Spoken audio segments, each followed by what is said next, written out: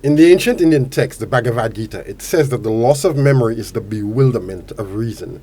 People who forget easily lose their capacity for good decision making and lead themselves into error. This morning, the Prime Minister of Saint Lucia agreed that this is exactly what the next election is about, remembering the good, the bad, and the ugly. And this election campaign will be a memory campaign. We'll go back in memory lane. People must be made accountable for their words and the actions before. It cannot be a campaign for people like you that have just done your job as journalists. No, it can't be. It's going to be a campaign where people are going to be made accountable for what they said and what they did. The Prime Minister himself has a long memory and will not forget what Alan Chasney's opposition has said about St. Lucians in the past.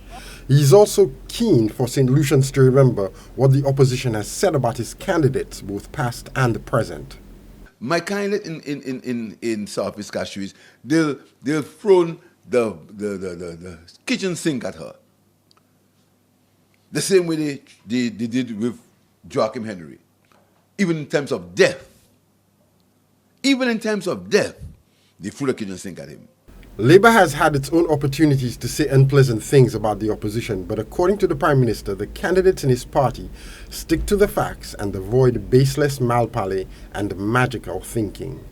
My new candidates are candidates, they've never spoken about Laja Bless, or they've never spoken about Bolums. My new candidates have spoken about things for the constituency. Prime Minister Pierre has often said that the opposition tactics are meant to take the Labour Party off its path of success, hinting that the opposition hopes the ruling party will be tempted to take the political fight to the gutter. However, the Pierre administration has imposed and maintained a level of political discipline that even its detractors should be envious of. When the party decided to take the enormous risk of replacing incumbent MPs with new candidates in 2 constituencies, that political discipline could have resulted in acrimonious infighting that Labour was famous for in the 1980s and early 90s. Instead, the candidates who were removed endorsed those who replaced them.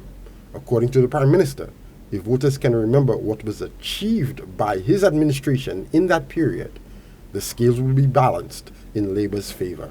Our achievements will see us through. Our record will see us through. And I want people to challenge us on our record, on our achievements, on the things we've done, on where the country is now. That's what I want people to challenge us on. For Choice News Now, I'm Jason Seafley.